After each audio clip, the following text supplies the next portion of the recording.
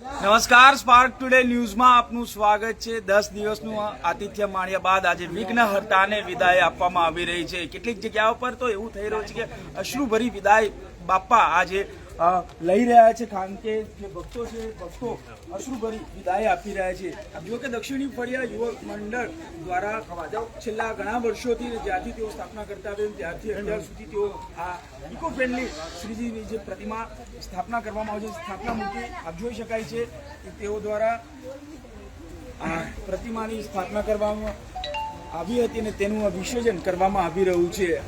સતત છેલ્લા ઘણા વર્ષોથી આપ જુઓ કે તમામ લોકો જે મંડળના સદસ્યો છે એના કોડના લોકો છે તેઓ દ્વારા ઇકો ફ્રેન્ડલી શ્રીજીની સ્થાપના કરવામાં આવતી। આપ જુઓ કે દક્ષિણ ફળિયા જે સાર્વજનિક યુવક મંડળ છે દર વર્ષે અલગ અલગ થીમ રાખે છે અને દર વખતે તેઓ નવી થીમ થકી સમાજમાં એક સારો મેસેજ પહોંચાડવાનો પ્રયત્ન કરે છે। ત્યારે આ વખતે આપ જોઈ શકાય છે તમામ જે મંડળના લોકો છે તેઓ દ્વારા આ ઇકો ફ્રેન્ડલી વિસર્જન કરવામાં આવ્યું છે। મંડળના સદસ્ય શું કહેશો, જ્યારથી આગળ સ્થાપના કરી છે મંડળની, જ્યારથી ઇકો ફ્રેન્ડલી એક મેસેજ આપવા માંગો છો, શું કહેવા માંગો છો? કારણ કે અત્યારે જે પર્યાવરણની પરિસ્થિતિ શું કહેશો? અમે છેલ્લા 2016થી ઇકો ફ્રેન્ડલી ગણેશ મૂર્તિનું સ્થાપન કરીએ છીએ। દર વખતે કંઈક ને કંઈક સમાજને મેસેજ મળે એ માટે અમે એક ડેકોરેશન પૂરું પાડીએ છીએ। આ વખતે અમે ભગવદ્ ગીતાનું એક થીમ ઉપર ડેકોરેશન રાખ્યું હતું અને ઇકો ફ્રેન્ડલી મૂર્તિની સ્થાપના કરી હતી। બિલકુલ, આપ શું કહેશો જે પ્રકારે ઇકો મંડળ પાસે બાપાનું આજે વિઘ્નહર્તાની વિદાય?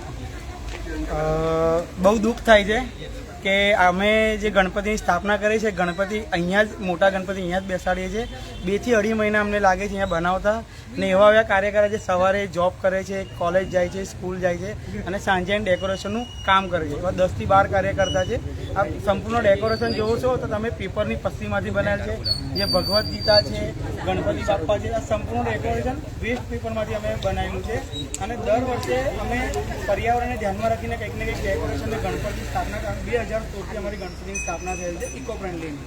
આ વર્ષેની જે થીમ છે, આ વર્ષેની થીમ મારી શ્રીમદ ભગવદ્ ગીતા પર છે કે ભગવદ્ ગીતા તો આજની જનરેશન તમે જોશો તો બધા ઘણા જ પ્રોબ્લેમ્સ છે, તો એના માટે ભગવદ્ ગીતા એક માર્ગદર્શન છે। તો મંડળ દ્વારા એક નાનો પ્રયાસ કરવામાં આવ્યો હતો કે આખી ભગવદ્ ગીતા ના વાંચી હોય તમારે તો તમારા આ 18 થી 20 એવા પ્રોબ્લેમ્સ છે આજની જનરેશનના।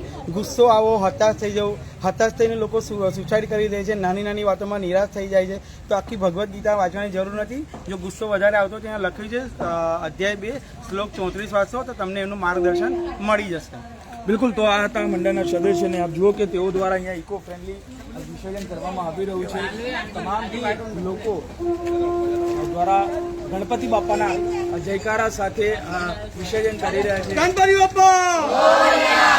મંગલ મૂર્તિ મોરયા! ગણપતિ બોલા! ગણપતિ બાપા ગણપતિ બોલા! ગણપતિ બાપા ગણપતિ બાપા મોરયા! મંગલ મૂર્તિ મોરયા! અડધા લાડુ ચોર્યા! પૂજા વર્ષી લવકરિયા! ગણપતિ બાપા મોરયા! 1 2 3 4 ગણપતિ કા જય જયકાર! 1 2 3 4 ગણપતિ કા જય જયકાર! ગણપતિ બાપા મોરયા! મંગલ મૂર્તિ મોરયા! અડધા લાડુ ચોર્યા! પૂજા વર્ષી લવકરિયા! ગણપતિ બાપા મોરયા!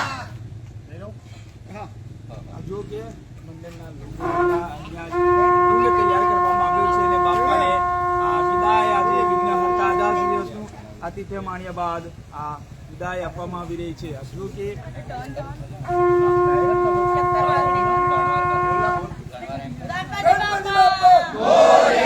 મંગલ મૂર્તિ મોરયા! અડધા લાડુ ચોર્યા! પૂજા વર્ષી લવકરિયા! ગણપતિ ચાલે ગાવાલા! ચેન પડે ના અમાલા! ગણપતિ ચાલે ગાવાલા! ચેન પડે ના અમાલા! ગણપતિ ચાલે ગાવાલા! ચેન પડે ના અમાલા! ગણપતિ બાપ્પા મોરયા! મંગલ મૂર્તિ મોરયા! અડધા લાડુ ચોર્યા! પૂજા વર્ષી લવકરિયા! ગણપતિ ગેલે ગાવાલા! ચેન પડે ના અમાલા! ગણપતિ બાપ્પા મોરયા! ઈશ્વર કોડાજી દક્ષિણી ફળિયા રાજાજી! ઈશ્વર કોડાજી દક્ષિણી ફળિયા રાજાજી! ગણપતિ ચાલે ગાવાલા! ચેન પડે ના અમાલા!